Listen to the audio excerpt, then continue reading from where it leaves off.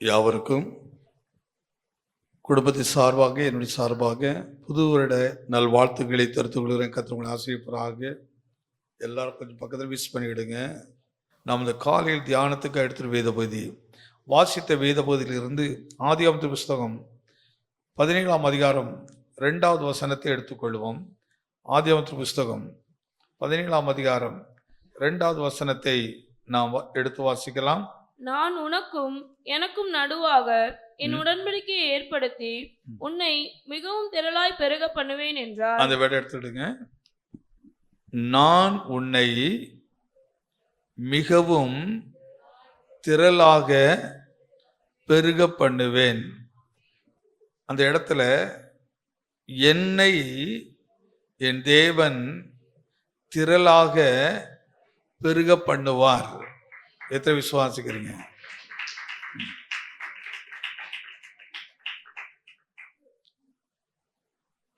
உன்னைங்கிற இடத்துல எப்படி என்ன எடுத்துக்கணும்? என்னை எல்லாம் சேர்ந்து சொல்லலாம். என்னை இன்னொரு முறை எல்லாம் சேர்ந்து சொல்லுவோம். இந்த வார்த்தை நம்ம கிறிஸ்தவர்களாக எல்லாருக்கும் நன்றாக ஒரு அறியப்பட்ட ஒரு வார்த்தை. ஆபிரகாம் இதற்கு முன்பாக ஒரு மகன் இஸ்மவேல் பிறக்கிறான். அவன் பிறந்த பிறகு அப்படி வயதில் கடந்து போறது 99 வயதில் தேவன் ஆபிரகாமுக்கு தரிசனமாகிறார். தரிசனமாகி ஆபிரகாமுக்கு இப்போ ஒரு உடன்படிக்கை பண்ணுகிறார். ஆபிரகாமே, நான் உன்னை என்ன செய்ய போறேன்? திரளாக என்ன செய்ய போறேன்? பெருக பண்ண போறேன். அப்ப இதுக்கு முன்னாடி ஒரு கற்பத்தை கனி இருந்துச்சு. ஆனா அது தேவனுடைய திட்டத்துல இல்லை, அது தேவனுடைய சித்தத்துல இல்லை. தேவன் சொன்னது நிறைவேறும் போதுதான் தேவ திட்டம். நீ இது எப்படி பார்க்கணும்னா, நம்முடைய அறிவு சித்தத்திலையும் சில காரியங்களை நம்ம சாதிக்கலாம், சில காரியங்கள் எல்லாம் நடத்திடலாம். ஆனா தேவனுடைய பார்வையில அவைகள் அப்படி கணக்கில் வருவதில்லை, தேவனுடைய திட்டத்தின்படி வரும். அதனால்தான் கர்த்தரின் ஆசீர்வாதம் என்று எழுதப்பட்டிருக்கிறது. அப்போ கர்த்தர் கொடுக்கிற ஆசீர்வாதத்துக்கும் சுயத்தில் வருகிற ஆசீர்வாதத்துக்கும் மிகவும் வித்தியாசங்கள் உண்டு. இந்த சுயத்தில் வருகிற ஆசீர்வாதங்கள் எப்படி இருக்குன்னு சொன்னா, அது இந்த உலகம் புகழ்வதை போல இருக்கும், இந்த உலகத்தில் ஒரு கனம் கிடைப்பதை போல இருக்கும், இந்த உலகத்தில ஒரு மேன்மை கிடைப்பதை போல இருக்கும். ஆனா அது கூடவே ஒரு பெரிய வேதனையும் அதுகிட்டே இருக்கும். ஆனா கர்த்தரின் ஆசீர்வாதம் அப்படி அல்ல. கர்த்தர் கொடுக்கிற ஆசீர்வாதத்துல அதுக்குள் ஐஸ்வர்யம் இருக்கிறது, அதுக்குள்ள வேதனை இருப்பதே இல்லை. இப்போ யார மனதில் வைத்து இங்க தேவன் பேசுகிறார் என்று சொன்னால், ஈசாக்கு உருவாகிறதுக்கு முன்பாகவே ஈசாக்கை குறித்து தன் மனதில் வைத்து கொண்டு தேவன் ஆபிரகாம்கிட்ட பேசுறாரு. நான் உன்னை என்ன செய்ய பெருக பண்ண போறேன், உன்னை என்ன செய்ய போறேன்? பெருக பண்ண போறேன். உனக்குள்ள இருந்து ஒரு ஆசீர்வதிக்கப்பட்ட சந்ததி எழும்ப போது, உனக்குள்ள இருந்து ஒரு ஆசீர்வாதமான ஒரு மகன் வரப்போகிறான். 99 வயதில் கர்த்தர் பேசுறாரு. இதோ அதுக்காகவே ஒரு உடன்படிக்கப்படுகிறார். இப்போ இந்த வார்த்தைகளை 3 விதத்தில் நம்ம எடுத்துக்கொள்ளலாம். இம்மையின் அடிப்படையிலையும் நாம் பேச முடியும், அல்லது ஒரு மனுஷனுடைய அறிவின் அடிப்படையிலும் பேச முடியும், இன்னொன்று ஆவியின் அடிப்படையிலும். இதனுடைய காரியம் என்ன? எதில் இன்னைக்கு நான் பெருக வேண்டும், எதிலே நான் பெருக வேண்டும்? இப்ப பெருக்கம் என்று சொல்லும் போது நம்ம எல்லாருடைய மனதில் வருகிறது எதை குறித்து இருக்கும்? ஈசாக்கு அது வருஷத்தில் விதை வைத்தான், கர்த்தர் அதை ஆசீர்வதித்து எத்தனை மடங்கு? 100 மடங்கு கர்த்தர் பெருக பண்ணினார். அப்படிதானே? இப்ப இதான் நமக்கு மனதில் வந்த உடனே இந்த ஆசீர்வாதத்தின் அடிப்படையில தான் நான் முற்றிலும் இவைகளிலிருந்து ரொம்ப வேறுபட்டு ஜீவிக்கணும்னு நினைக்கிற ஒரு அனுபவம். ஏனென்றால் வேதத்தின் அடிப்படையில் அவர் நமக்கு ஒரு உடன்படிக்கை பண்ணியிருக்கிறாரு. இவை அனைத்தும் எனக்கு தேவை என்பதை நீ கேட்க வேண்டிய அவசியமே இல்லை, அது உனக்கு உண்டு என்பதை உடன்படிக்கை பண்ணியிருக்கிறாரு. உன்ன உணவுக்கு நீ கேட்டாதான் கிடைக்கும்னு வேதம் சொல்லல. ஆமா இல்லையா? இவைகள் எல்லாமே உங்களுக்கு தேவை என்பதை நம்முடைய ஆண்டவர் என்ன செய்திருக்கிறாரு? அறிந்திருக்கிறார். அது ஒரு பகுதி இருக்கட்டும். இப்போ இந்த ஆசீர்வாதம் நிரம்புவதற்கு உடனடியாக ஆபிரகாம் என்ன செய்கிறார்? இந்த வார்த்தை கேட்ட உடனே ஆபிரகாம் மனதில் இருந்து அவர் ஒரு சுபாவத்தை வெளிப்படுத்துறார். அடுத்த வசனத்தை பாருங்கள். அப்பொழுது ஆபிரகாம் முககுப்புற விழுந்து வணங்கினான், தேவன் அவனுடனே பேசினார். இந்த வார்த்தையை முதல்ல சொன்ன உடனே ஆபிரகாமே, உன்னை நான் பலுக பண்ண போறேன், உன்னை பெருக பண்ண போறேன் அப்படி சொன்ன உடன், அந்த வார்த்தை அவரை கேட்டவுடன் உடனடியாக அவன் தரை மட்டும் தன்னை தாழ்த்தி, இந்த தாழ்த்துறதுல நிறைய வித்தியாசம் இருக்குதா இல்லையா? அப்படியே பண்ணுவோம், அப்படியே போவோம், ஆனா மனசுல இருக்காது அது எண்ணம். ஆனால் நீங்க இந்த இஸ்லாமிய சகோதரரை பார்த்தீங்கன்னா, உங்க தொழுகையில கவனிச்சு பார்த்தீங்கன்னா எப்படி தங்களை தாழ்த்துவார்கள்? தன்னுடைய நெத்தி போய் எங்க படணும்? தரையில் படும்படி தங்களை தாழ்த்துவார்கள். இங்க ஆபிரகாம் இந்த வார்த்தையை கேட்ட உடனே, கடவுளுடைய சத்தத்தை கேட்ட உடனே தன்னை அப்படி முழுவதும் தாழ்த்துகிறார். இந்த தாழ்மை ஒரு ஆவிக்குரிய அனுபவத்தை காட்டுகிறது. எந்த இடத்துல தாழ்மை சுபாவம் இருக்கிறதோ, அவங்க ஆபிரகாம் எடுத்திருந்த சுபாவம் என்ன, குணம் என்ன? தாழ்மையான ஒரு ஜீவியம். அவ கிறிஸ்தவ வாழ்க்கையில் இந்த புது வருஷத்தில் காலடி எடுத்து வைக்கிற நானும் நீங்களும், இந்த புது வருஷத்துக்குள் பிரவேசிக்கிற நானும் நீங்களும் நம்முடைய சுபாவத்தில் ஒரு தீர்மானத்தை எடுக்க வேண்டும். ஆண்டவரை எனக்கு தாழ்மை உள்ள சுபாவத்தை தாரும். இன்னைக்கு பெரும்பகுதியான கிறிஸ்தவத்தை இந்த உலகம் இன்னைக்கு மதிப்பது இல்லை. ஒரு காலத்தில் கிறிஸ்தவர்கள் என்று சொன்னால் அவர்களுக்கு என்று ஒரு அங்கீகாரம் உண்டு. அந்த கிறிஸ்தவர்கள் என்று சொன்னால் அவர்களுக்கு ஒரு மேன்மை உண்டு. ஆனா இன்றைக்கு கிறிஸ்தவர்கள் என்று சொன்னாலே அநேகரை அருவருக்கத்தக்கதான ஒரு பார்வை இன்னைக்கு உலகத்திற்கு இருக்கிறதற்கு. அதற்கு காரணம் என்னன்னு சொன்னால், வேதத்தின் அடிப்படையான சுபாவத்தை இழந்து, நீ இயேசுவை ஏற்றுக்கொள்வதற்கு முன்பாக எப்படிப்பட்ட ஜீவியத்தில் இருந்தோமோ, எப்படிப்பட்ட குணத்தில் வாழ்ந்தோமோ, அதே குணத்தில் தான் இன்றைக்கு நாம் சபைக்கு வருகிறோம். அதே குணத்தில் தான் இந்த பூமியில் நாம் வாழ்ந்து கொண்டு இருக்கிறோம். இதனால் இந்த உலகம் பார்க்கிறது, என்னை விட இவர்கள் எதிலும் விசேஷித்தவர்கள் அல்ல, என்னை விட இவர்கள் மேன்மையானவர்கள் ஒன்றும் அல்ல, என்னை விட மோசமான குணத்தில் இருக்கிறார்கள், ஒரு சன்மார்க்க நெறி கூட இல்லாதவளாக, ஒரு சன்மார்க்க ஜீவிய கூட இல்லாதபடி இருக்கிறார்கள். கிட்டத்தட்ட துன்மார்க்கத்துக்கு ஏற்றுவான செயல் தானே இருக்கிறது என்று நம்மை பார்த்து அவர்கள் அற்பமா நினைக்கிற. இப்ப நம்மை அல்ல, நம் நிமித்தம் கிறிஸ்து இன்னைக்கு அவமானப்படுத்தப்படுகிறார். இந்த வருஷத்தின் துவக்கத்துல உடன்படிக்கை பண்ணணும். நான் கிறிஸ்துவுக்கு சாட்சியான ஜீவியம் செய்கிறவா, ஆனால் கிறிஸ்துவுக்கு அவப்பெயர் உண்டாக்குற ஜீவியம் செய்கிறவா. இந்த உலகத்தில் நாம் வாழும்போது நாம் எப்படிப்பட்ட பிரித்தெடுக்கப்பட்டவர்களாக இருக்க வேண்டும்? ஒரு சாட்சியுள்ள ஜீவியம் இருக்க வேண்டும். ஒரு கிறிஸ்துவை பிரதிபலிக்கத்தக்கதான வாழ்க்கை வாழ வேண்டும் என்பதுதான் தேவனுடைய திட்டம். அவ கர்த்தர் பேசுற உடனே, அந்த வார்த்தை கேட்ட உடனே ஆபிரகாம் உடனே அல்லேலூயா அப்படிலாம் குதிக்கல, எந்த காரியத்தை சொல்லல, கடவுள் சொல்லிவிட்டாரே என்று சொல்லல. உடனடியாகவே அவருடைய சுபாவத்தை எப்படி தாழ்மைப்படுத்தி காட்டுகிறார். தாழ்மை. இன்னைக்கு நம்ம பெருமையை தான் வெளிப்படுத்த நிறைய நினைக்கிறோம். நம்ம எந்த வேலை செய்தாலும் அதுல எப்படியாவது என் பெருமையை வெளிப்படுத்தி காட்டணும், எப்படியாவது என்னுடைய குவாலிட்டி எடுத்து காட்ட நினைக்கிறோம். அதை கர்த்தர் கவனிக்கிறது இல்லை. அது தேவ பார்வையில் மேன்மையானது அல்ல. இந்த உலக பார்வையில் வேணா உன்னை புகழலாம். ஒரு நல்ல ஒரு விஷயத்தை விளங்கிக் கொள்ளுங்க. இவைகளெல்லாம் இன்னைக்கு எல்லாருக்கும் இந்த வசனங்கள்லாம் தெரியும், எல்லா வசனமும் நமக்கு தெரியும், ஒன்றும் புதுசாக சொல்ல வேண்டியதில்லை. ஆனால் அந்த வசனத்துக்கும் நமக்கு சம்பந்தமே இருக்காது. என்றைக்கு ஒரு மனுஷனை புகழும்படியான ஜீவியத்தில் போறோமோ, அன்றைக்கு தேவனுடைய பார்வையில் உனக்கு ஐயோ என்றுதான் சொல்லப்பட்டிருக்கிறது.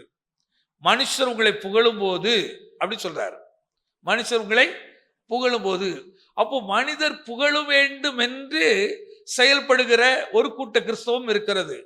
ஒரு கூட்டம் அல்ல, ஒரு பெரிய கிறிஸ்தவ கூட்டமே அதான் இருக்குது. என்னை மனுஷன் போல், ஒரு எக்ஸாம்பிள், ஆராதனை முடிந்த உடனே நம்மளை பார்த்து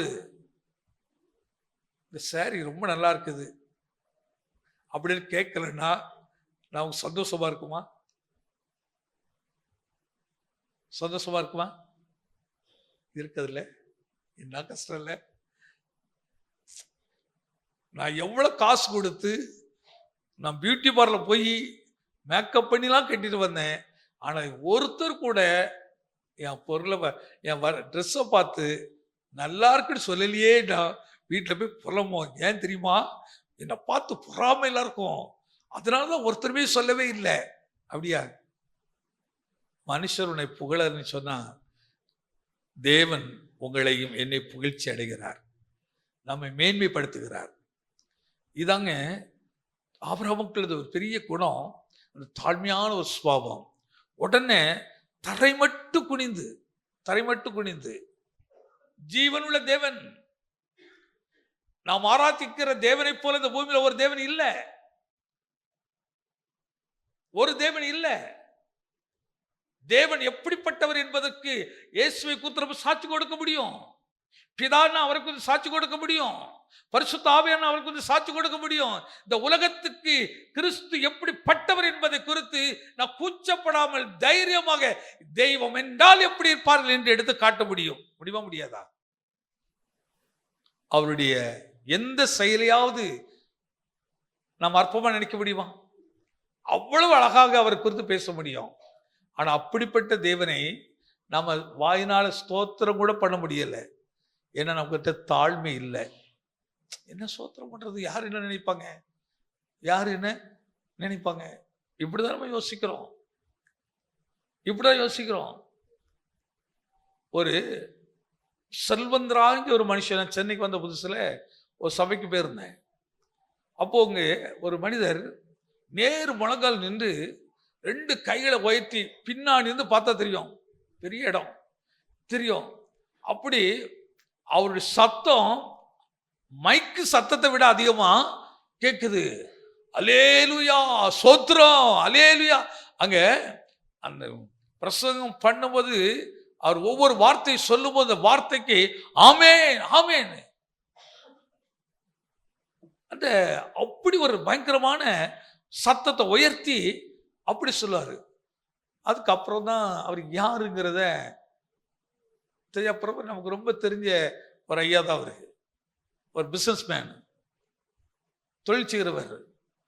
அப்போ அவர்கிட்ட பேசும்போது எப்படி சொல்லுங்க, அவர் பேரு கணேசனாச்சு, இந்து குடும்பத்திலிருந்து வந்தவங்க. ஆனா அவர் சொன்னாரு, ஜீவனுள்ள தேவனை அறிந்த பிறகு எப்படியா அவரை குறித்து பேசும்போது சும்மா இருக்க முடியுமா? நமக்கு என்ன மேன்மை இருக்குது? அவர் சத்தத்தை கேட்கும்போது என்ன மேன்மை இருக்குது? அப்படி ஆண்டவரை மகிமைப்படுத்துறது. இன்னைக்கு நம்ம ஏன் நம்மள ஸ்தோத்திரம் பண்ண முடியல? என்ன ஜோசுவா, நம்மளால ஏன் அப்படி ஸ்தோத்திரம் பண்ண முடியல? என்ன தடுக்குது? என்ன தடை? ஏன் தடை வந்துச்சுது?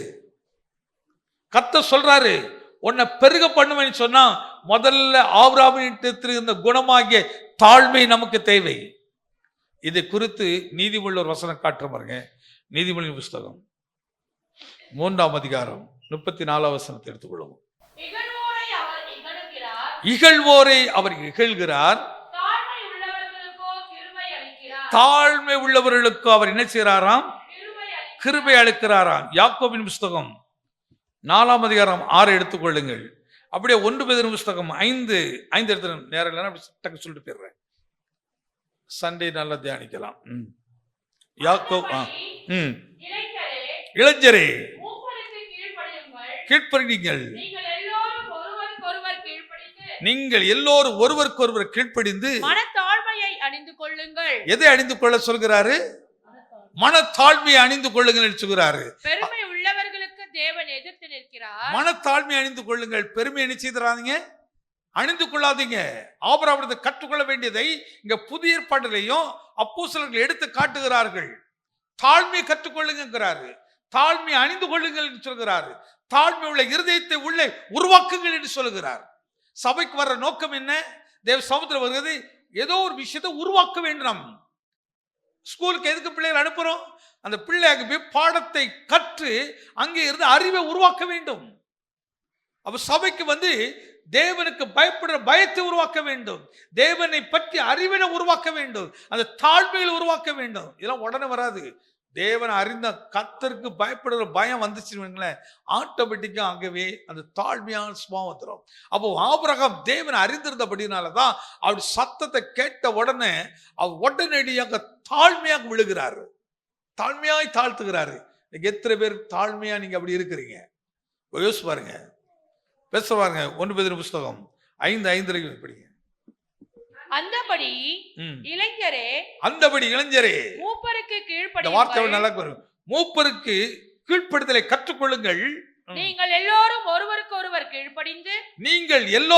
இந்த வார்த்தை நல்லா இருக்குல்ல? நீங்கள் எல்லோரும் ஒருவருக்கு ஒருவர் நீங்கள் எல்லோரும் படிக்கிறதுக்கு சந்தோஷமா இருக்கா? இதை படிக்கும் போது மனசு குத்துதா குத்தலையா? ஒருவருக்கு ஒருவர் நம்ம கீழ்ப்படுகிறோமா, அசட்டம் பண்றோமா? அதை படிக்கும் போது இந்த வார்த்தை மட்டும் பேசிதான் பேசலையா? நான் படிக்க ஒருவருக்கு ஒருவர் கீழ்ப்படிந்து மனத்தாழ்மையை அணிந்து கொள்ளுங்கள். இந்த புது வருஷத்திலே மனத்தாழ்மையை அணிந்து கொள்ளுங்கள். அணிந்து கொள்ளுங்க. காதுல போடுற மாதிரி, கழுத்துல போடுற மாதிரி, கையில போடுற மாதிரி வசனத்தை நமக்குள் நினைச்சுங்க, அதை அணிந்து கொள்ளுவோம். வார்த்தைய அந்த மனத்தாழ்மையை அணிந்து கொள்ளுங்கிறாரு. அந்த தாழ்மையான ஒரு சுவாவம் தான் ஆபிரகாமுக்கு பிற்காலத்தில் அந்த வார்த்தை நிறைவேறினது. இன்னைக்கு வார்த்தையை நம்ம எடுத்துடலாம், வாக்கு தத்தத்தை கத்துறது கேட்டுடலாம், அவர் உங்களுக்கு வாக்குத்தை கொடுத்துடலாம், உனக்கு நான் இதை செய்கிறேன், இதை பண்றேன்னு. ஆனா சொன்ன உடனே கத்தர் கொடுக்கிறது இல்லை. அதுக்கு பின்பு நம்மிடத்தை அவர் எதிர்பார்க்கிறது. முதல் காரியம் என்னது? தாழ்மையை எதிர்பார்க்கிறார். தாழ்மையை எதிர்பார்க்கிறார். இரண்டாவது காரியத்தை காட்ட பாருங்க. உபாகமத்தின் புஸ்தகம் 33ஆம் அதிகாரம் 3வது வசனம். நான் மேலோட்டமா அப்படி சொல்லிட்டு போயிடுறேன். மெய்யாகவே அவர் ஜனங்களை நேசிக்கிறார். அவருடைய பரிசுத்தவான்கள் எல்லோரும் உம்முடைய கையில் இருக்கிறார்கள். அவர்கள் உம்முடைய பாதத்தில் விழுந்து உம்முடைய வார்த்தைகளினால் போதனை அடைவார்கள். கரங்களை தட்டி ஆண்டவரை பயன்படுத்துங்க. அவர்களுடைய பாதத்தில் என்ன செய்து விழுந்து. இந்த புது வருஷத்துல ஒரு நம்பிக்கையோட வார்த்தை சொல்ற பாருங்க. விடுதலை வேணுமா? சுகம் வேண்டுமா? நீ ஆசீர்வாதத்தை மேன்மை அடைய வேண்டுமா? மனுஷிட்ட போய் விழுந்துடாத, கர்த்தருடைய பாத்திரம் போய் விழுந்துகிட. எந்த அளவுக்கு ஒருவேளை உங்களுக்கு வீட்டில் அந்த வசதி இல்லை, நம்ம எப்படி விழுந்து ஜெபிக்கிறது அந்த வசதி இல்லை, சபைக்கு வாங்க, தேவ சபத்தில் விழுந்து கிடங்க. அல்லது வீட்டு அறக்கதை பூட்டி, சில கொஞ்சம் கூச்சமா இருக்கும், கூச்சமா, எல்லா மனுஷனும் ஒரே மாதிரி இருக்க மாட்டார்கள். ஆமாவா இல்லையா? எனக்கு ஜோமனா தனியா இருந்தால் தான் எனக்கு ஜெபிக்க முடியும். ஒரு சின்ன சத்தம் இருந்தால் கூட என்னால் ஜெபிக்க முடியாது. ரொம்ப டிஸ்டர்பன்ஸாக இருக்கும், ஒரு மாதிரி இருக்கும். அதனால தான் தனியா தேவ சபத்தில் உட்காருவேன். நம்ம அருள்ராஜ்கிட்ட கூட நான் சாயங்காலம் பேசிட்டு இருக்கும்போது இருந்தேன். சில நேரம் வரவேப்பான், தனியாக இந்த சாம்பிரது இருக்கிற அந்த சேரை தான் உட்காந்துருப்பேன். 2 மணி கூட இருக்கும். வந்துட்டு ஒன்றும் பேச மாட்டேன், ஆனால் அமைதியில் உட்காந்துருப்பேன். மனதுக்குள்ள ஒரே ஒரு எண்ணம், ஆண்டவரே எனக்கு குழப்பமாக இருக்குது, அல்லது தூக்கம் வரல, அது ஏதோ எனக்கு ஒரு விதத்தில் இந்த காரியம் வேதனைப்படுத்துது. அந்த விஷயத்தை அப்படி தேவ சமுதிரம் வச்சு அமைதியில் உட்காந்துருப்பேன். சிலர் 1/2 மணி நேரம், சிலர் 1 மணி நேரம், அப்படியே அமைதியில் உட்கார அப்படியே உள்ளத்தில் ஒரு வேலை நடந்துகிட்டே இருக்கு பாருங்க. உள்ளான மனுஷர் அப்படியே கர்த்தரோடு பேச ஆரம்பிப்பார்.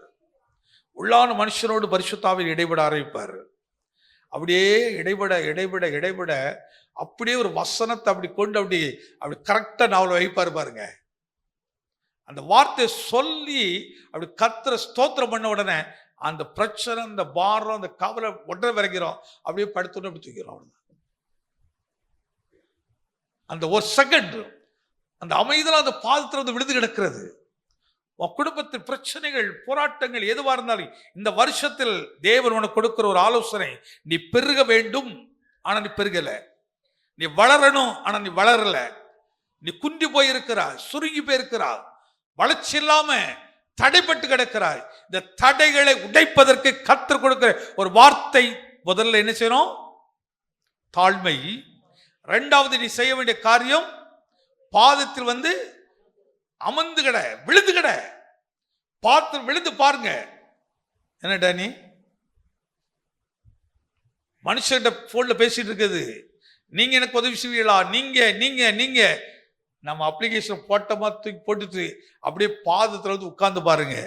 இந்த வருஷம் கர்த்தர் உனக்கு செய்கிறது மகிமையான காரியமாக இருக்கும். எத்தனை நம்புறீங்க? மகிமையான காரியமா இருக்கும். அமைதியாவது உட்கார்ந்துரு. உன்னால் ஜெபிக்க விட சில நின்று முடியாதபடிக்கு இருக்கும், ஸ்தோத்திரம் கூட பண்ண முடியாதபடிக்கு பிரச்சனை இருக்கும். அப்படி வந்து பாதத்தில் வந்து அமர்ந்துரு. உன் வீட்டுக்குள்ள ஏதோ ஒரு ஓரத்தில் போய் அப்படி அமர்ந்துரு. ஆண்டவரே, என் நிலைமை நீ பாரு. நீ சொன்ன வாக்கு தத்தம் நிறைவேறலப்பா. நீங்க எனக்கு சொன்ன வாக்கு தத்தங்கள் எனக்கு தடைப்பட்டு இருக்கிறது. நான் அமர்ந்திருக்க வந்திருக்கிறேன். விழுந்து கிடக்கிற அப்பாவோட பாதத்தில். பாதத்தை விழுந்து ஒரு வாசல் காட்டுற பாருங்க. வாசிங்க வெளிப்படுத்தும் புஸ்தகம். நீங்க மனுஷன் எங்கெல்லாம் போய் விழுந்து கிடக்கிற பாருங்க. வெளிப்படுத்து 22ஆம் அதிகாரம் 8-9 கொஞ்சம் வாசிங்க. யோவானாகிய நானே இவைகளை கண்டும் கேட்டும் இருந்தேன். நான் கேட்டு கண்டபோது இவைகளை எனக்கு காண்பித்த தூதனை வணங்கும்படி அவன் பாதத்தில் விழுந்தேன். அதற்கு அவன் நீ இப்படி செய்யாதபடிக்கு பார், நீ இப்படி செய்யாதபடி பார், உன்னோடும் உன் சகோதரரோடும் தீர்க்கதரிசிகளோடும் இந்த புஸ்தகத்தின் வசனங்களை கை கொள்ளுகிறவர்களோடும் கூட, இந்த தீர்க்கதரிசி வசனங்களை கை கொள்ளுகிறவர்களோடும் நானும் ஒரு ஊழியக்காரன் தேவனை தொழுது கொள் என்றான். பின்பும் அவர் என்னை நோக்கி இந்த புஸ்தகத்தில் உள்ள தீர்க்க தரிசன வசனங்களை அது போதும். இங்க யோவானுக்கு ஒரு தேவதூதன் வந்து இறங்கி நிறைய ரகசியத்தெல்லாம் கற்றுக் கொடுக்கிறார். வெளிப்படுத்தி காட்டுறார். இவைகளை எல்லாவற்றையும் அவர் பார்த்து கொண்டு வருகிறார். அவர் பேசுறதெல்லாம் கேட்கிறாரு. எல்லாத்தையும் வந்த உடனே டக்குனி போய் தூதனுடைய காலில் போய் விழுகிறார். அவன் காலில் போய் விழுகிறாரு. உடனே தூதன், நீ ஆசீர்வாதமா இரு அப்படின்னு ஆசீர்வதித்தாரா?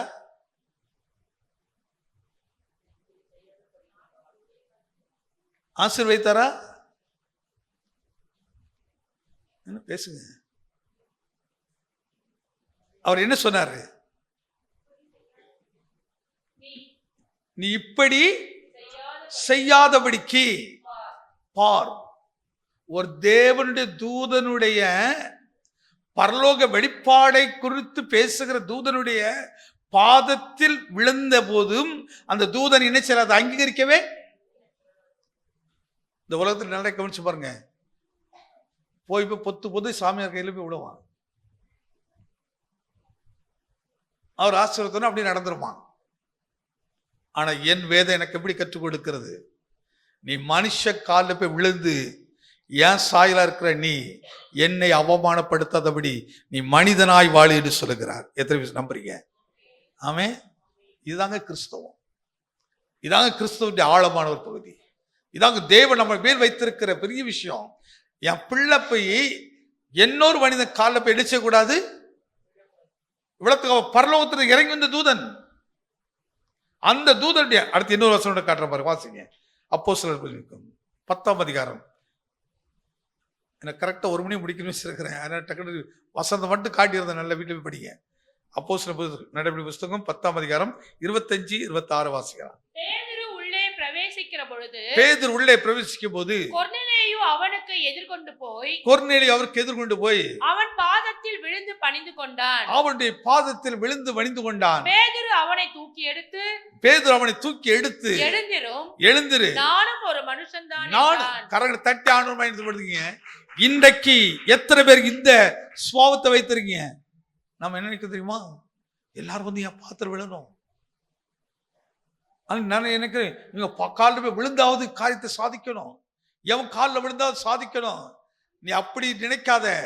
மனுஷ காலில் போய் விழாத. எனக்காகவும் உங்களுக்காகவும் மரித்து உயிர்த்தெழுந்த இயேசுவின் பாதம் நமக்கு உண்டு. அப்படி பாதத்தில் போய் இந்த ஆண்டு விழுந்து கிடந்து பாரு.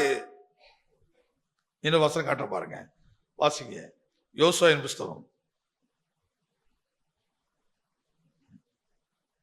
7ஆம் அதிகாரம் 6வது வசனம்.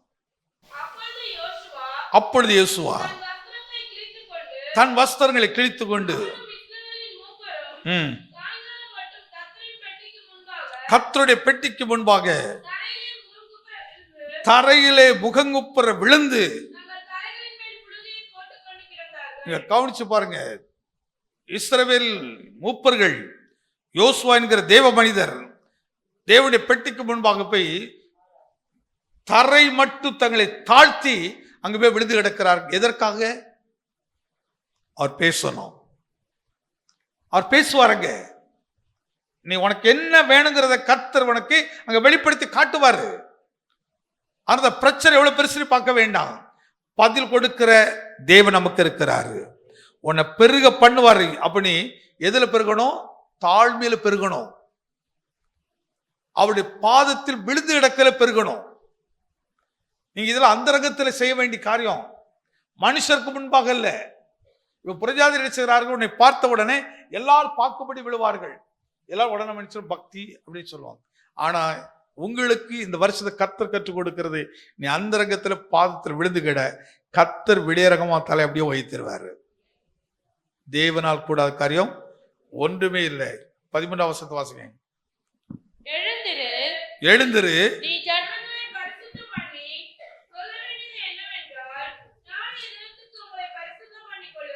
நீ எழுந்திரு. இப்ப கர்த்தர் பேசுறா பேசலையா? கர்த்தர் கவனித்தார கவனிக்கலையா? யோசுவா கலங்கின இதயத்தோடு விழுந்து கிடக்கிறாரு, புலம்புறாரு.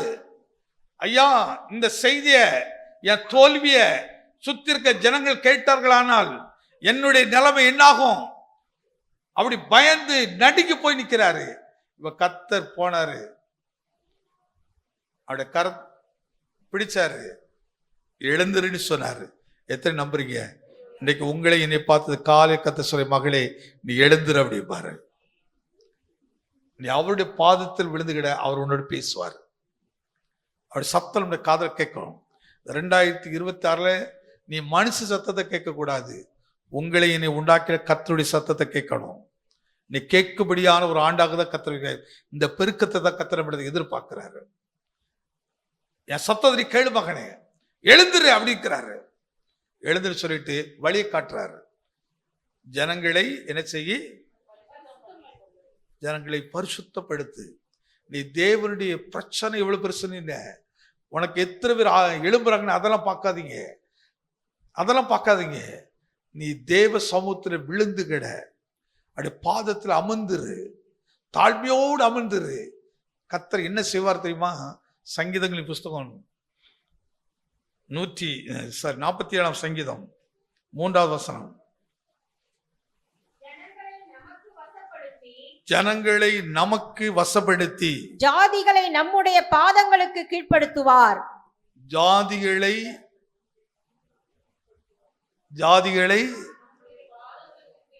இப்ப நீ பாதத்தில் விடணுமா?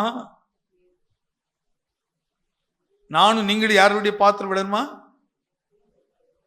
யாருடைய பாத்திரம் விடணும்?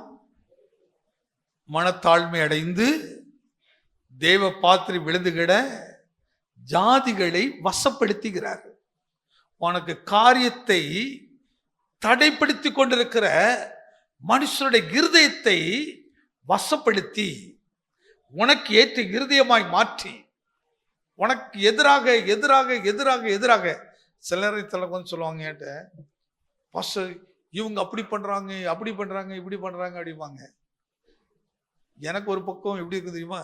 இத்தனை வருஷம் சென்ட் ஜான் சர்ச்சுக்கு வந்து கூட புத்தி இல்லையே, புத்தி இல்லாம இப்படி இன்னும் கேள்வி கேட்க பழகிருக்காங்களே.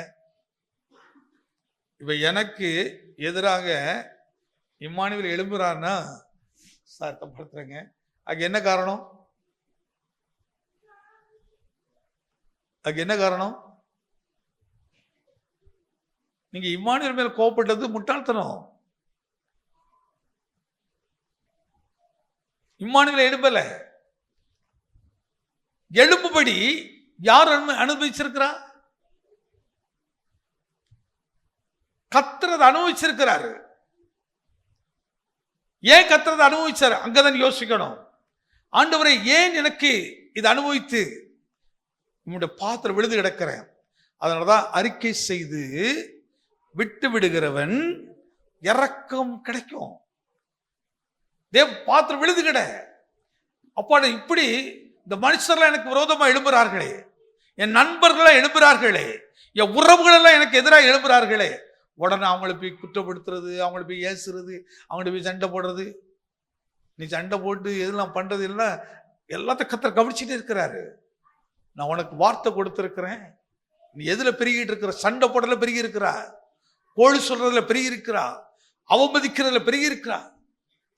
நீ தேவ சமூகத்துல போய் போல தாழ்மை ஆபிரகாமுக்கு இருந்தது போல, இரண்டாவது அடி பாதத்தில் விழுந்து கிடக்க நீங்களும் நான் கற்றுக்கொண்டால் மனுஷருடைய இருதயத்தை தேவன் நமக்கு என்ன செய்வாராம்? வசப்படுத்தி. அந்த வார்த்தை என்ன அழகா இருக்கு பாருங்க. ஜாதிகளை உன்னுடைய பாதத்துக்கு கீழ்ப்படுத்துவார். இந்த வருஷம் தேவன் இப்படி ஒரு உடன்படிக்கை நம்ம பண்றாரு. எத்தனை விசுவாசிக்கிறீங்க? உன்னை எவ்வளவு மேன்மையா கர்த்தர் வைக்கிறாரு. நீ இதுல பெருகி பாரு. இந்த பெருக்கத்துக்குள்ள நீங்க இந்த பிரிச்சுவல் பெருக்க வர வர அழகாகும். ஏன்னா இதை குறித்து எபிரேயர்ல கர்த்தர் சொல்லிட்டார். அப்போஸ்தலர் பேசுறா பாருங்க, எபிரேயரின் புஸ்தகம் 2ஆம் அதிகாரம் 7-8 வசனம். சற்று சிறையனாக்கினீர், மகிமையினாலே கனத்தினாலும் அவனுக்கு முடிசூட்டி உம்முடைய கரத்தின் கிரியைகளின் மேல் அவனை அதிகாரியாக வைத்து சகலத்தையும் அவனுடைய பாதங்களுக்கு கீழ்ப்படுத்தினீர் என்று சொன்னான். சகலத்தையும் அவனுடைய பாதத்துக்கு கீழ்ப்படுத்தினேன் என்றார். இப்போ தேவனுடைய பிள்ளைகளுக்கு ஒரு அதிகாரத்தை கர்த்தர் கொடுக்கிறாரு. இப்போ நம்ம இந்த அதிகாரத்துல இல்லாதனால தான் இன்னைக்கு நம்ம யாருடைய பாதத்தை பிடிச்சிட்டு நடக்க வேண்டிய இருக்குது. ஒரு அரசியல்வாதி பாதத்தை பிடிச்சிட்டு, ஒரு அதிகாரி பாதத்தை பிடிச்சிக்கிட்டு நம்ம நினைக்கிற இவங்க வந்தா எனக்கு பாதுகாப்பு, அவங்க வந்தா பாதுகாப்பு. எவன் வந்தாலும் பாதுகாப்பு இல்லை. கர்த்தர் உன்னோட இருந்தா மட்டும்தான் பாதுகாப்பு. நீ அவருடைய பாத்திரம் விழுந்துக்கிட, அதான் உனக்கு பாதுகாப்பு.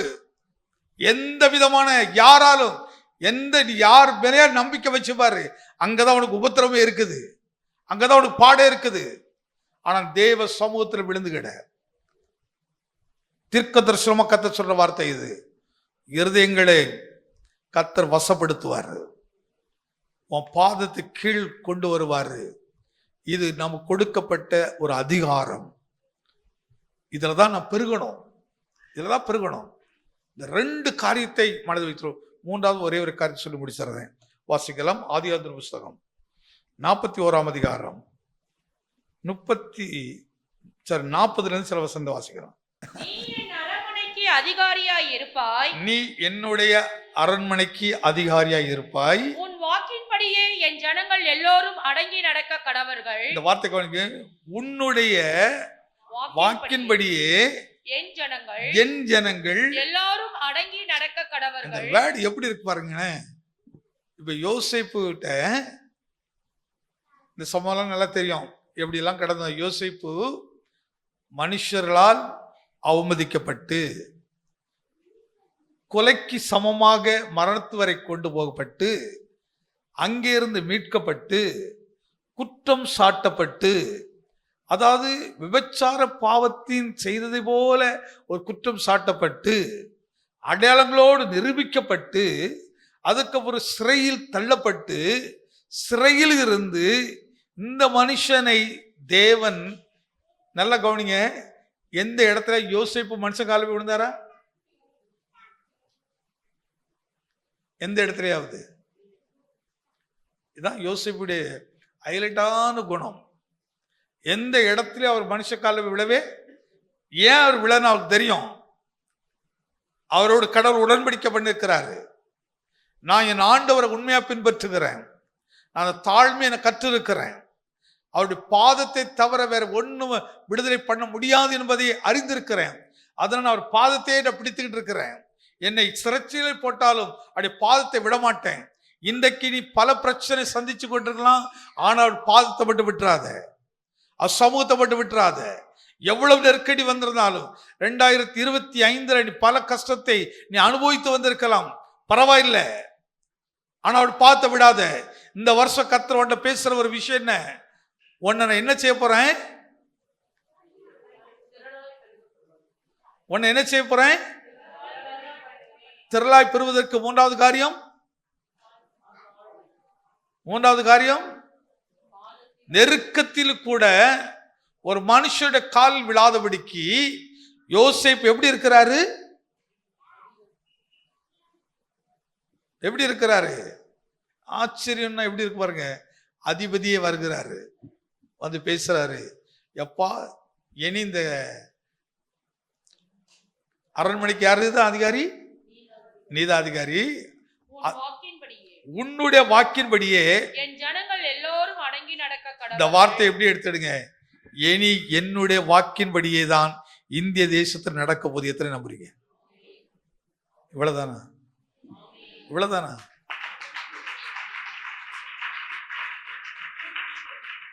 அதனால சூழ்நிலைகள் அவங்க எப்படி எழுப்பிட்டாங்க, இவங்களாம் எப்படி எழுதிட்டாங்க, அவங்க அங்க அடிச்சாங்க உடைச்சாங்க. நான் ஒரு நாள் குறைய இந்த நெகட்டிவானது யார்கிட்ட பேசுறதே இல்லை. உடைச்சானா உடைக்கட்டும், திட்டினானா திட்டட்டும், என்ன வேணாலும் பண்ணட்டும், அவன் திட்ட நான் என்ன ஆண்டவர்கிட்ட போவேன், அவருடைய பாதத்தை பிடிப்பேன், அவரோடு நம்ம அவருடைய பாதத்தை பிடிச்சு விழுந்து கிடப்பேன். அவர் என்னை கைவிட மாட்டாரு, நிச்சயமாக அவர் என்னை தூக்குவாரு. யோசுவாவை எழுந்திரு சொன்னாரு, அதே போல இந்த 2026 என்னை பார்த்து சொல்ல, மகளை எழுந்திரு சொல்லுவாரு. எழுந்திரு சொல்ற மாத்திரம் அவர் சொல்லுவாரு, நீதான்ப்பா இனி இந்த இடத்துக்கு அதிகாரி. எத்தனை நம்புறீங்க? நெருக்கமா பயப்படாத, குற்றம் சாட்டா பயப்படாத, தைரியம் நெல்லு. அதுக்கு ஒரு அடையாளத்தை வச்சிருக்க பாரு. அதனாலதான் எபிரேயர் புத்தகம் 12:1 சொல்லுகிறது, இத்தனை திரளான சாட்சிகள் நம்மை சூழ்ந்து கொண்டிருக்க பாரமான யாவையும் நெருக்குகிற பாவத்தையும் உதறி தள்ளிவிட்டு விசுவாசத்தை துவக்கிறவரும் முடிக்கிறவரும் ஆகிய கரங்களை தட்டி ஆண்டவர் நாமத்தை பயன்படுத்துவான். அப்படிப்பட்ட இயேசுவானவர் நமக்கு சொல்றாரு, சாட்சி பாருங்க, எத்தனை சாட்சி இருக்குது. அந்த சாட்சியாக உன்னையும் இந்த பூமியில பேசும்படி வைப்பேன். எதை நம்புறீங்க? நான் யாரோ ஒருத்தர் வாழ்ந்தேன்ல, நம்மளை குறித்து பேசணுங்க.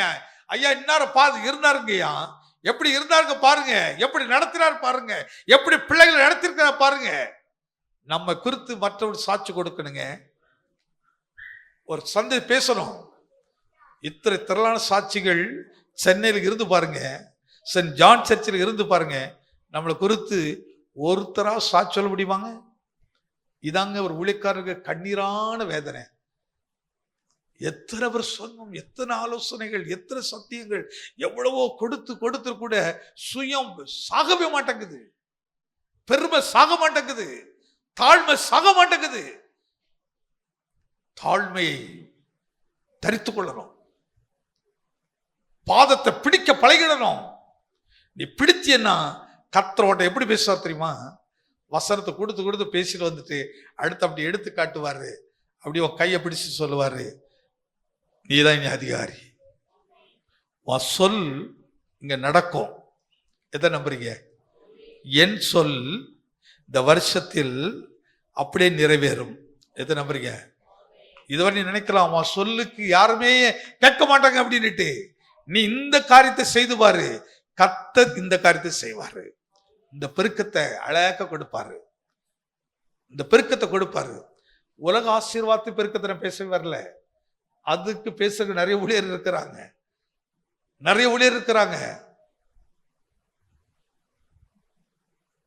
இன்னொரு விஷயத்த சொல்லணும்னா, நிறைய பேர் பிரசங்க கேட்டீங்களும் உருப்பிட மாட்டேங்குது.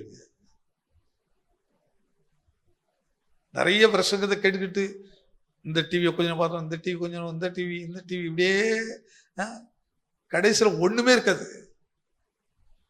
சபைக்கு சொல்லுகிறதை காதுள்ளவன். இன்னொரு வசனத்தை காட்டுறேன், அதோட பிடிச்சது. வெளிப்படுத்தும் புஸ்தகம் 3ஆம் அதிகாரம்.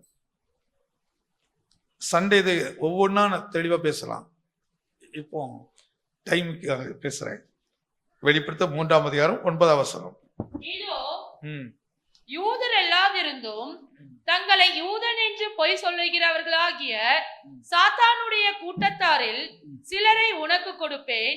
இதோ அவர்கள் உன் பாதங்களுக்கு முன்பாக வந்து பணிந்து நான் உன்மேல் அன்பாய் இருக்கிறதை அறிந்து கொள்ளும்படி செய்வேன். எத்தனை பேர் இந்த ஆமேன் சொல்லி கரத்தை உயர்த்துறீங்க?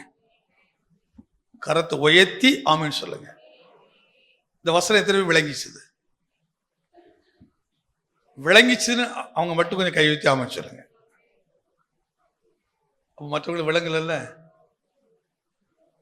அந்த வசனத்தை கொஞ்சம் நிதானம் வாசிமா. இதோ யூதர் அல்லாது இருந்தும் தங்களை யூதன் என்று பொய் சொல்லுகிறவர்களாகிய. நல்ல கவனிங்க.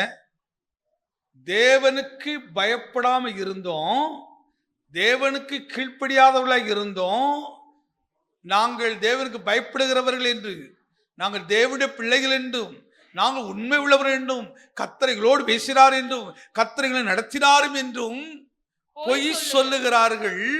சாத்தானுடைய கூட்டத்தாரில் சிலரை, இந்த சாத்தானுடைய கூட்டத்தாரின் சிலரை உனக்கு கொடுப்பேன். உனக்கு என்ன செய்ய போறேன்? கர்த்தர் எங்கிருந்து கிஃப்ட் கொடுக்க போற தெரியுமா? எந்த கூட்டத்துல இருந்து? இப்ப படுற பாடே போதாதா அப்படின்னு நினைக்கீங்களா? எதுக்கு கொடுக்க போறாரு? எதுக்கு கொடுக்க போறாரு? சென்ட் ஜார்ஜ் சர்ச் மேலே தேவன் அன்பா இருக்கிறார் என்பதை, தேவன் அன்பா இருக்கிறதை அவர்கள் அறிந்து கொள்ளும்படியாக. எதை நம்புறீங்க? உன் மேல கர்த்தர் அன்பா இருக்கிறார் என்பதை அவர்கள் அறிந்து கொள்ளும்படியாக. எப்படி கொடுக்கிறாராம்? இதோ அவர்கள் உன் பாதங்களுக்கு முன்பாக வந்து பணிந்து. நான் பாருங்க, இப்ப நான் எதுக்காக நீ மனுஷ பாத்திரம் விழாதுன்னு சொல்றேன்? எதுக்கு தாழ்மையா இருக்குன்னு சொல்றோம்? எதுக்கு தேவ பாதத்தை பிடித்துக் கொள்ள சொல்கிறோம்? நீ இந்த 3 காரியத்தை சரியா செய்துட்டீங்கன்னா கர்த்தர் உனக்கு எதிராக, நீ சாத்தான் சொல்றிய அந்த சாத்தான் கூட்டத்தில் சிலர் கொண்டு வந்து உன் பாதத்துல, என்ன அழகா இருக்குல்ல, உன் பாதத்துல வந்து பணிந்து நான் உண்மையில் அன்பா இருக்கிறதை. ஆமென். எத்தனை விசுவாசிங்க? இது யாருக்கு பேசுறாரு? 7 சபையில பிளவிதான் என்கிற இந்த சபையை குறித்து ஒரு எல்லா சபையில குறைய சொன்னாரு. ஆனா இந்த சபையில கர்த்தர் குறைய சொல்லல. இங்க ஒரு மேன்மை சொல்றாரு. நீ எப்படிப்பட்ட நபர் எனக்கு தெரியுப்பா. அவன் யூதனே இல்லை, ஆனா யூதனே சொல்றான், அவன் பொய் பேசுறான் அப்படின்னு தெரிந்தோம் நீ என்ன பண்றது இல்லை? அவன்கிட்ட போய் சண்டை போட்டுட்டு இருக்கிறது இல்லை, அவன்கிட்ட போய் வாக்குவாதம் பண்ணிட்டு இருக்கிறது இல்லை, அப்படியே செய்யல. அவன் தாழ்மையாய் கர்த்தருடைய பாதத்தை பிளவிதா சபை இருந்தது. அந்த கர்த்தருடைய பாதத்தை பிடித்திருந்தபடியினால் தேவன் அந்த சபைக்கு ஒரு வாக்கு பண்றாரு. இந்த சாத்தானின் கூட்டத்தில் இருந்து சிலர் வந்து உன் பாதத்தில் வந்து விழுவார்கள். ஆமே. இந்த இடத்துலதான் ஏசாயத்திற்கு ஒரு வசனம் உண்டு. ஏசாயத்திற்கு உன்னை பாழாக்குகிறவர்கள், உன்னை துன்பப்படுத்துகிறவர்கள் அப்படின்ட்டு, அப்படிப்பட்டவர்களை கர்த்தர் இந்த வருஷம் உன் பாதத்தில் வந்து விழ வைப்பாரு. நீ தேவ பாத்திரம் விழுந்து கிடந்தால், நீ அவருடைய பாதத்தை பிடித்து கொண்டால், இந்த 3 கதை பெருகுங்க. கர்த்தர் 4வது செய்திருவாரு. சத்துருக்களை உன் பாதத்தில் கொண்டு வந்துருவார். சபை இந்த வருஷத்தில் அதிகமாக கர்த்தருடைய பாதத்தில் அமர்ந்திருக்க கற்றுக்கொள்வோம். வீடுகளில் நேரம் கிடைக்கும் போதெல்லாம் நீங்க அமர்ந்திருக்க கற்றுக்கொள்ளுங்கள். வீண் வார்த்தைகளுக்கு இடம் கொடுக்காதீங்க. வாசிக்கலாம். ஆதியாகமம் 17:2. நான் உனக்கும் எனக்கும் நடுவாக என் உடன்படிக்கையை ஏற்படுத்தி உன்னை மிகவும் திரளாய் மிகவும் திரளாக பெருக பெருக பண்ணுவேன் என்று ஆபிரகாமுக்கு சொன்ன தேவன் இந்த காலையில் நம்மை பார்த்து சொல்லுகிறார். ஆண்டவரே, இதுக்கு வழியாக நீ சொல்லியிருக்கிற முதல் காரியம் என்னது? ஆபிரகாமின் முதல் குணம் தாழ்மையான குணம். இரண்டாவது நம்ம எதில் பெருக வேண்டும்? அப்படி பாதத்தில் பிடித்து கொள்ள வேண்டும், விழுந்து கிடக்க வேண்டும். எந்த சூழ்நிலையும் பாதத்தில் விழுந்து கிடந்து ஜோம் பண்ணு. நீ எத்தனை பேர்கிட்ட போய் தலை கொடுத்து போய் ஜோமிட்டு வந்தாலும், எத்தனை பெரிய அவசரமா வீடெல்லாம் மாட்டி மாட்டி வச்சிருந்தாலும் சரி. சில வீட்டில் பார்த்தீங்கன்னா காலண்டர்ல ஒரு வசனம், அதை கிழிச்சு துருப்பட மனசு வராது, அதை கூட கட் பண்ணி அழகா அங்க ஒட்டி இங்க வச்சிருந்தேன். எங்க அது ஒரு பேப்பர் தான். அது என்னதான்? ஒரு பேப்பர் தான். அந்த பேப்பர்ல ஒண்ணும் கிடையாது. அதுல எழுதியிருக்கிற அந்த வார்த்தையில தான் வல்லமை இருக்குது. அந்த வார்த்தை தான் நமக்குள்ள உள்ள வச்சிருக்கணும். ஒரு வீட்டுக்கு போயிருந்தேன். அந்த ஹாலில் ஒரு பெரிய ஜன்னல். அந்த ஜன்னல் ஃபுல்லா வசனம், சவரை பார்த்தா வசனம், ஃப்ரிட்ஜில் பார்த்தா வசனம், எங்க பார்த்தாலும் வசனம் வசனம் வசனம் வசனம் வசனம்.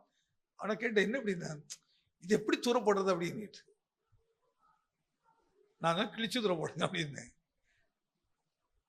இங்க இவ்வளவு வசனம் ஒட்டினதுனால நல்ல பெரிய வீடு கிட்டத்தட்ட ஒரு 1800 ஸ்கொயர் ஃபீட் இருக்கும் அந்த வீடு. அவ்வளவு பெரிய வீட்டுல ஃபுல்லா இதுதான் ஒடிச்சிருக்காங்க. ஏன்னா இப்போ அவங்க பக்தி எப்படி இருக்குன்னா, வசனத்தை கீழே போட்டக்கூடாது, நல்ல பையன் தான், வசனத்தை செய்யக்கூடாது, கீழே போட்டக்கூடாது என்று அங்கங்கே ஒட்டி வைத்திருக்காங்க. இதை பார்த்த உடனே ஒன்றும் நடக்காது. இதெல்லாம் பாதத்தில் போய் அமர்ந்துருங்க. நேரம் கிடைக்கும் போதெல்லாம் நீ இந்த வருஷத்துல ஒரு அற்புதத்தை பெறலன்னு சொன்னா நீ சபைக்கு வர்றது வேஸ்ட். நான் பிரசவம் பண்றது வேஸ்ட்.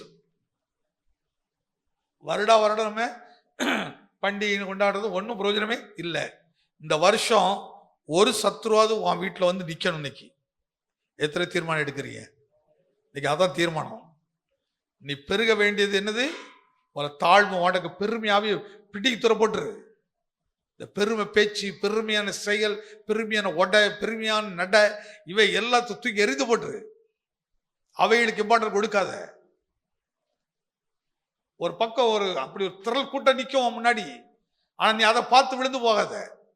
அந்த பெருமையா பார்த்து விழுந்து போத, தாழ்மையா ஆண்டவருக்கு முன்னாடி நில்லு.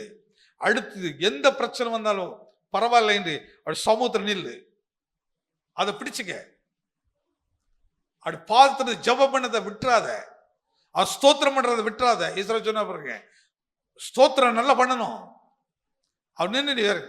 நான் என்ன ஒரு ரொம்ப ஈஸியா சொல்றேங்க, நீ வாயே திறக்க ஊமையா இருந்த விட பரவாயில்லைங்க, காதை கேட்க செவிடனா இருந்த விட பரவாயில்ல. அப்படி பாதத்துல வந்து சும்மாயா உட்காந்து அப்படி பார்த்துக்கிட்டே இரு. அதையாவது செய். இயேசுவே என்று அப்படி வந்து உட்காரு. அடுத்து நீ என்ன செய்யணும் அவர் உனக்கு சொல்லி கொடுப்பாரு.